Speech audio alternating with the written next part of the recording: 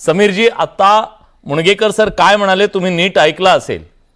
त्यांनी थेट सांगितलेलं आहे की आज जेव्हा सामान्य माणसाला दिलासा देण्याची वेळ होती, 98 रुपये प्रति बॅरेलवर जर आलेले आहेत, तर हे भाव का वाढवले जात आहेत, का महागाईला निमंत्रण दिलं जातंय, कशासाठी केलं जातंय, जेव्हा की अनेक दिवस या कंपन्यांनी खूप मोठ्या प्रमाणात नफा कमावला.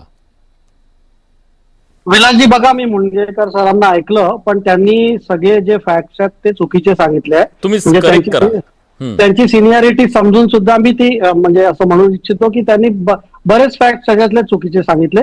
एक तर पहिला मुद्दा, दर्शकांना हे समजून घेणं जरुरी आहे की आज देशात जेव्हा पेट्रोल आणि डिझेलचा भाव ठरतो तेव्हा ते कंपनीची एक किंमत असते, दुसरी किंमत डीलर मार्जिनची असते, तिसरी सेंट्रल गव्हर्नमेंटच्या एक्साइज ड्युटीची असते आणि चौथी किंमत स्टेट गव्हर्नमेंट ज्या राज्य सरकार वॅट लावतात त्याची असते.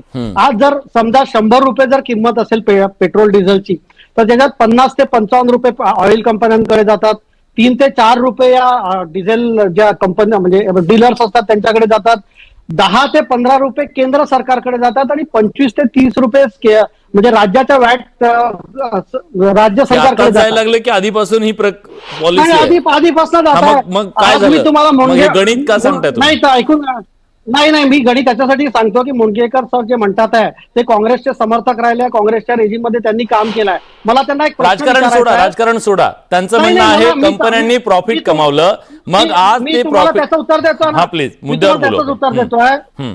बघा, आज तेलंगणामध्ये पेट्रोलची किंमत 117 रुपये 15 पैसे आहे आणि उत्तर प्रदेशमध्ये पेट्रोलची किंमत 101 रुपये आहे. मग हे 16 रुपये कुठे जातात आहे?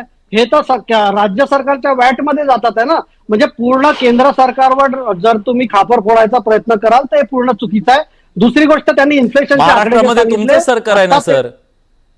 पण विलासजी, मी तेच सांगतोय तुम्हाला, मला बोलू द्या ना. कसं आहे की पूर्ण देशभरात सगळ्यात जास्ती किमती 4 राज्यात आहेत, त्याच्यात काँग्रेस शासित राज्य येतात. तेलंगणा असो किंवा ते केरला असो किंवा कर्नाटक असो, याच्यात सगळ्यात जास्ती किमती आहे. महाराष्ट्रात उत्तर प्रदेशपेक्षा जास्त आहे, पण असं नाही आहे की सगळ्यात जास्ती आहे. त्याच्यामुळे कसं आहे, भारतीय जनता पार्टीचं जिथे जिथे सरकार आहे तिथे जनतेला आम्ही बेनिफिट पावसान करण्याचा प्रयत्न केलाय. दुसरी गोष्ट अशी आहे की आज जेव्हा जागतिक संकट आहे, मुणगेकर सर हे विसरतात आहे की जागतिक संकट नसताना त्यांनी 2013 मध्ये ऑइल बॉन्ड इश्यू केले होते, 2005 ते 10 मध्ये ऑइल बॉन्ड इश्यू केले होते.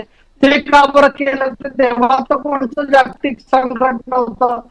आज जगभरात जेव्हा 50 ते 100% प्राइस वाढते आणि आपल्याकडे 7.5% प्राइस वाढते आणि माननीय प्रधानमंत्री नरेंद्र मोदीजींनी आवाहन केलं, त्याच्यात चुकीचं काय? म्हणजे यांना म्हणायचं काय मला समजत नाही. तर आपली फॉरेन एक्सचेंज. दुसरी गोष्ट अशी आहे, आज मी तुम्हाला अजून एक मोठा मुद्दा सांगतो. आज तेल कंपन्यांबद्दल तुम्ही म्हणताय विलासजी, आज सुद्धा पेट्रोलच्या मागे त्यांना 20 रुपयाचं नुकसान होत आहे आणि डिझेलच्या महामंत्री निर्मला प्रॉफिट कमवलं ना त्यांनी. समीरजी, अरे विलासजी, मी मला जर तुम्ही फ्लो मध्ये कम्प्लीट करू द्याल तर तुम्हाला मुद्दा कळेल मी काय म्हणतोय. आज निर्मला सीतारामन यांनी म्हटलं की 10 रुपये सरकारने एक्साइज ड्युटी कमी केली मार्च मध्ये, त्याचा 1 लाख कोटीचा सरकारला फटका बसणार आहे. तर आज 10 रुपये एक्साइज ड्युटी कमी केल्यावर 1 लाख कोटी बसतो. आणि तुम्ही जी म्हणताय ना नफा कमवला, अरे हे राज्य सरकारकडे पण रेव्हेन्यू गेलाय, केंद्र सरकारकडे आलाय आणि 40 लाख कोटीचा कॅपेक्स केलाय हो आपण 10 वर्षात. आज एवढे रस्ते, ग्रामीण रस्ते, घरं, उज्ज्वला योजना हे आपण जे लोकांना दिलाय ते कुठून दिलाय? मग आज आपण लोकांना न पोचवता महागाईची. आणि मी तर मुणगेकर सरांना सांगू इच्छितो की 25 वर्षात सगळ्यात कमी महागाईचा दर या पिरियडमध्ये आहे. त्यांच्या काळात डबल डिजिट इन्फ्लेशन होतं, त्यांच्या काळात बँकिंग स्कॅम झाला होता, तिथे ट्विन बॅलन्स शीटचा प्रॉब्लेम झाला होता, बँकाही प्रॉब्लेम मध्ये आल्या होत्या आणि कंपन्याही प्रॉब्लेम मध्ये आल्या होत्या. जगप्रसिद्ध अर्थतज्ञ डॉक्टर मनमोहन सिंग म्हणाले होते की पैसे झाडावर लागत नाही, हे त्यांचं स्टेटमेंट आहे. आणि त्यांनी त्याच्यात हेही म्हटलं होतं की नॅचरल रिसोर्सेसवर पहिला अधिकार मायनॉरिटीजचा आहे. म्हणजे यांचं जे राजकारण आहे आणि अर्थकारण मला समजतच नाही. आणि यांच्या काळात सगळ्यात जास्ती मोठे बँकेचे एनपीए झाले होते, ते मोदी सरकारने हे केले. ऑइल बॉन्डचं भुगतान आम्ही केलं,